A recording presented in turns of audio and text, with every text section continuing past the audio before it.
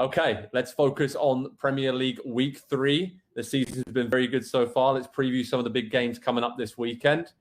Let's start with Manchester City against Arsenal. Nick Mendola, big game. Pep Guardiola against Mikel Arteta, the master against the apprentice. Obviously, City have had a pretty decent start to the season after that win against Norwich, kind of starting to look like themselves again. Arsenal had been terrible, had a lot of problems, 9 players out through COVID and injuries, and Arteta is looking pretty glum right now, and there's a lot of pressure on him. What are you looking at going into this game at the Etihad Stadium this weekend?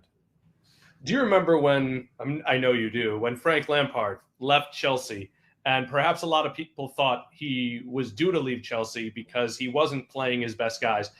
I feel bad because I think that's what's going to happen to Arteta, and he's going to have excuses. There are guys he just can't use right now because of COVID. There is absolutely, I don't want to say no way, because Brentford's been fun to watch, but throw Lacazette and Thomas Partey out there and Ben White with another couple of weeks familiarity, and I think that's pretty easy for them. But I worry that this is going to be bad for Man City.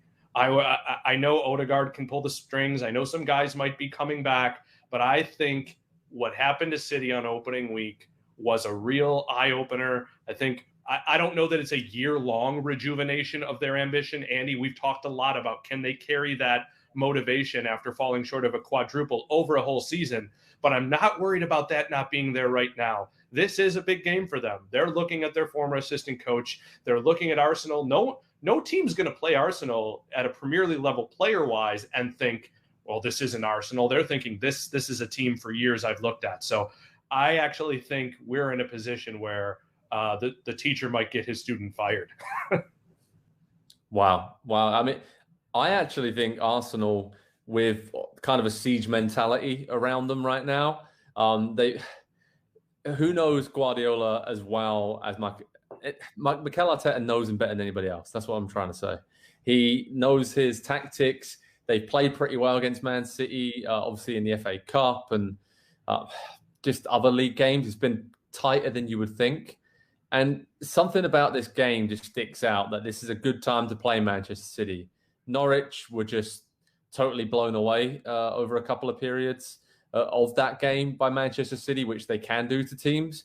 But I just think at the start of the season with De Bruyne and others like not being up to full speed or fully fit and missing, it feels to me like this is a good time for Arsenal to go there and to just kind of stop the narrative, stop the rot, maybe grind out a draw, go back to 3 at the back and wing backs and a back 5 and frustrate teams. And they have Aubameyang and other young attackers like Saka and Smith Rowe can hurt teams on the counter. I kind of like this game for Arsenal. I feel like I'm crazy for saying it, but yeah, I don't know. Andy, help me out on this one because, you know, this is a big moment in the season, I think, because if they start with 3 defeats to open up the campaign, considering how much money they've spent this summer on very good young players, like Nick said, that maybe Arteta might not be able to get the best out of if he doesn't do well in the next, month or so, then this is a big problem. There's already reports out there that Antonio Conte is being lined up to be the next Arsenal manager, for goodness sake. So it's not like they're not looking elsewhere already, and it's worrying, right, for Arsenal. Yeah, well, Joe, I think you sound crazy too for saying that at this point. Just what we've seen, aside from Granit Xhaka, who at Arsenal screams, I have the mental makeup to participate in a siege mentality?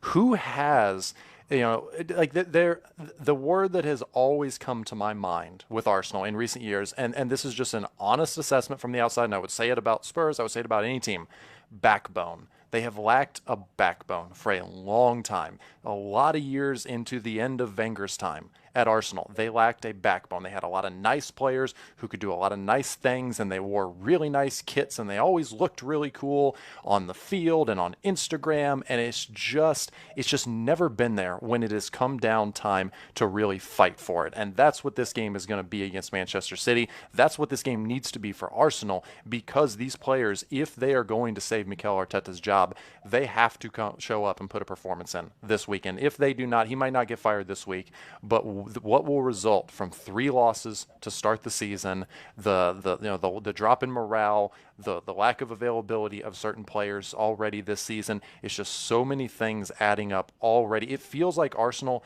has gone through a season's worth of drama and tests already. We're 2 weeks into the season, and this is where they're at. It's like it's like this last season never stopped. It's like the fans never, weren't allowed into the stadiums. Nothing has changed with Arsenal in years and years and years, and this is just the slow, I feel like, continued downward fall of that club, to the point where I see them coming up against any of the other big teams in the Premier League, and I don't even give a thought to, well, maybe Arsenal could take something from this game. And I know I'm wrong for that, because they've done it a few times in the last couple of years, but it's just it feels almost hopeless at this point when you think about Arsenal. At least it does to me. Wow, Manchester City Arsenal is going to be a big one, and Arsenal are up against it. Let's see if they can stand tall, or if Man City can blow them away. It seems like it's going to be the latter, but who knows? This is the Premier League. Arsenal got some big name players. I think it's about time they all stood tall and kind of stepped up and fought for Mikel Arteta. And maybe that is the big problem long-term for the Gunners. Next game we're going to focus on is West Ham against Crystal Palace. West Ham, top of the league, 2 wins from 2. Palace got 1 point on the board. Patrick Vieira's side looked a bit better against Brentford, but I am worried about them. Defensively, they look solid enough. But going forward, the way they play now, they're a bit slower, possession-based under Patrick Vieira. I think that kind of plays into the hands of opposing teams. Wilfried Zaha is a wonderful player, but they're not playing to his strengths on the counter, so I worry about how they can score goals, because that was their main game plan under Roy Hodgson the last few years. So it's going to be interesting to see how that develops with Patrick Vieira. Still early days, did a lot of great work at New York City FC and MLS. And then with Nice in Liga as well, with good young players. And Conor Gallagher was excellent last week. They've got some good players there, especially defensively they brought in. They needed to obviously change the squad around a lot. So Palace are one of the most interesting teams in the Premier League for me, because we just really don't know which way this is going to go. As for West Ham United, solid, predictable, very, very good team under David Moyes. We said it earlier in the show. Mikel Antonio is scoring goals galore. Ben Rama looks brilliant in his second season in the Premier League. Fornals, Declan Rice, Souček. If they can stay fully fit and somehow have this very small squad navigate Thursday, Sunday with the Europa League group stage, then they are going to be in for a very, very good season at the London Stadium. And by the way, the fans are on board. Incredible atmosphere against Leicester City. Compared to the negativity at that stadium over the last few seasons since they moved there from Upton Park, it was really nice to see them create a bit of a fortress there. And maybe that will just help them push into the top 6 again this season. So West Ham have hardly bought anyone, but they haven't lost Declan Rice. So that was a very good summer for them in the transfer window. Andy Edwards, Newcastle United against Southampton. When we spoke earlier this week as a group, you said this is a very interesting game for both of these teams. Nick and I have our hearts involved in both of these teams. Can you please explain why this is interesting and what you're looking forward to in this game? Yeah, I'll set the stage, and I'll let you two bring it home and have at it afterwards. We just need to see something from either one of these teams in this game. And I know Southampton got a good point against Manchester United over the weekend. They defended hard for quite a while. They had a lead. They gave it up late. But they were able to hold on and get that result. Newcastle, a decent result to start the season last weekend. It's just, what is the next logical step in the progression of these teams? Is there a next logical step in the progression of these teams, or are we simply looking at what these teams are going to be for the entirety of the season? Because if we are looking at the final product for these two teams, we're looking at two teams that are going to finish somewhere in the bottom 4 spots in the Premier League. They might not both get relegated. One of them's going to get relegated. The other one's probably going to just barely survive. That is the reality of this matchup, and we've had a couple of these games already early in the season. We had Brighton-Watford last weekend, which was a comfortable win for Brighton. I think Watford will probably separate themselves as one of the worst teams, but these two could easily join them if just a couple of breaks go against them over the course of the season. And as we've seen over the years, the breaks always seem to go against the teams that are down on their luck. And Newcastle, Southampton, two teams for a couple years at least, pretty down on their luck. And so it's interesting for me from almost a perspective of futility, with the lack of scoring chances, the lack of possession, the lack of shots, the lack of anything more than being a couple of well-disciplined and well-drilled defensive teams. You have to spend. No, sorry, Joe. You have to spend. And I'm looking at the bottom of the table for all of these answers. Southampton and Newcastle. I know, there's Joe Willock, there's Adam Armstrong. Money has been spent, but not nearly enough. There was a report yesterday that Newcastle's already closed up shop except for loans. That's embarrassing. And I look at Burnley, by the way. The story with Burnley was they're looking at bringing in former Newcastle guy Andy Carroll on a free. But That's honestly, perfect. You laugh, but it's pragmatic. It's so perfect, too. It's Chris Wood, it's Ashley Barnes, it's 15 minutes of Andy Carroll. I don't see that coming from Newcastle and Saints right now, and it makes me very worried. By the way, one more note on Arsenal. The worst XG in the league behind Burnley, Newcastle, and Southampton is the Gunners. 5.53 goals through games. That's why I think, just to circle back, I think Man City gets a blowout, and that's what could signal the end of Arteta, because I think it could be embarrassing. Wow. Yeah. A quick word on Southampton. I actually enjoy what they've done with some of the signings. Tino Livramento was man of the match against Man United, 18-year-old right back. They just signed Thierry Small from Everton today. Again, another 17-year-old kid who was the youngest player in Everton's history last season. There's talks of Bayern Munich and Arsenal and Chelsea wanted to sign him. He chose Southampton because he wants to play. It reminds me a little bit of some of the Bundesliga teams who, I'm not saying these players are going to be as good as Jude Bellingham or Jadon Sancho, but they're kind of doing it a bit differently. They don't have much money with the club. They're self-sustaining. They sold a lot of players. And instead of investing 15 to 20 million pounds on a replacement, they're doing it a bit different. It's a bit risky, of course, but maybe I just think, Southampton fans are probably looking at it thinking, well, there's probably three teams worse than us in the Premier League that are going to get relegated. And, finishing above the relegation zone's a good season. And that's not going to be good for nerves for any of those teams down there. But a lot of teams are in a similar situation. Okay, gents, let's focus on Liverpool-Chelsea. Big game of the weekend. Obviously, Liverpool started great. Chelsea started great. 2 wins from 2 for both of those teams. Andy Edwards, what are you looking at here tactically? Is this all about one battle, Romelu Lukaku against Virgil van Dijk? That'll be great, but no, I think it's a much larger battle. It's a tug of war, if you will, over kind of the tempo that this game is going to be played at. I think if it's a little bit slower and a little bit more possession and build-up, and a little bit more conservative defensive, I think that obviously favors Chelsea if they're able to just break up the speed that Liverpool play at when they're really at their best.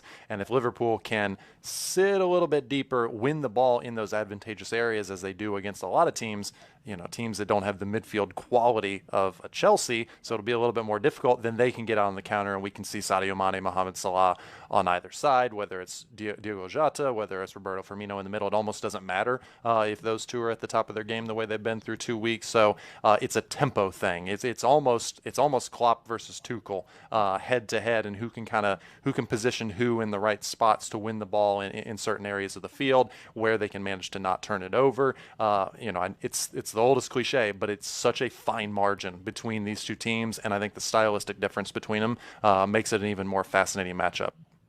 Nick, do you agree with that? I mean, Tuchel, Klopp, obviously a lot of connections with Mainz, Borussia Dortmund, the style of play. A bit different, but there's a lot of similarities there as well, isn't there? There are. I think there's going to be a very interesting debate over personnel selection, as well as I worry a little bit about Liverpool for the first time this year playing somebody. And with all due respect to Burnley and Norwich, there's a jump here. So that's one of the things that I'm concerned about. But the other thing is, I like that the key pieces here, in my mind, or the X factors, if you will, are right backs. Are you going to play Reece James, Trent Alexander-Arnold? Because this may be a situation where two of the most dangerous men you could play at right back are also two of the most dangerous men that teams target in terms of going the other way. Yeah. So I think this could just be one of those games that over the course of 90 minutes, it has phases, it has directions handed in on little pieces of paper that change how the way they're looking. These are two of the most brilliant minds we've seen in the last decade. And I couldn't be more signed up for this game, Joe. Yeah, I mean, Alexander-Arnold in particular, like you said, great going forward. But you can imagine that Tuchel is sitting there thinking, you know what, I'm going to stick Timo Werner on the left flank or the left inside attacking midfield just to get in behind and exploit the gaps just like he did last season, right, when they won away at Anfield and Mason Mount scored that great goal. And yeah, so many fine details. And I want to say, Harvey Elliott, what a young player he looks like for Liverpool as well. Klopp said, there's our new signing. We didn't need to go out and sign anybody because he was in the building. And his link-up play, especially with Alexander-Arnold, I noticed this a lot. Alexander-Arnold's a central midfielder. That's what he was in the youth teams. He is coming in midfield a lot and taking Harvey Elliott's spot. And Harvey Elliott is going out to the flank, and they're interchanging really well. Did that on the second goal for Liverpool against Burnley when Sadio Mane scored. And those are some really intriguing tactical battles. So I think both teams are at a very, very high level. And we are going to see one heck of a battle at Anfield this weekend. So other games to keep an eye on. Wolves against Manchester United. Let's see if Solskjaer's side can bounce back from a disappointing draw at Southampton. And if Wolves can get off the board, they've been pretty good against Leicester and Tottenham under Bruno Lage, but created a lot of chances, haven't scored yet. So Adama Traore, Raul Jimenez, where are you? You need to step up now, because otherwise I do worry about Wolves a little bit this season with no Nuno Espirito Santo. And talking about him, he takes his Tottenham Hotspur side, play Watford, and he could take them to the top of the table potentially with 3-1 from 3 to start the season. So very good start for Tottenham, pragmatic, good on the counter. And they kind of just had Harry Kane come off the bench to help close them out against Wolves last time out. So that's not too bad of a player to have. So head over to Pro Soccer Talk on NBCSports.com for the latest news, previews, stream links, how to watch all these games this weekend. It's going to be a lot of fun in the Premier League. Hi there, I'm Rebecca Lowe, studio host for NBC's coverage of the Premier League. Don't forget to hit subscribe to watch highlights all season long, and be sure to tune in for Premier League mornings every weekend at 7 a.m. Eastern. And for even more content, head over to Peacock, where we've got live games, original series, and a dedicated round-the-clock Premier League channel featuring studio shows, classic matches, and much more.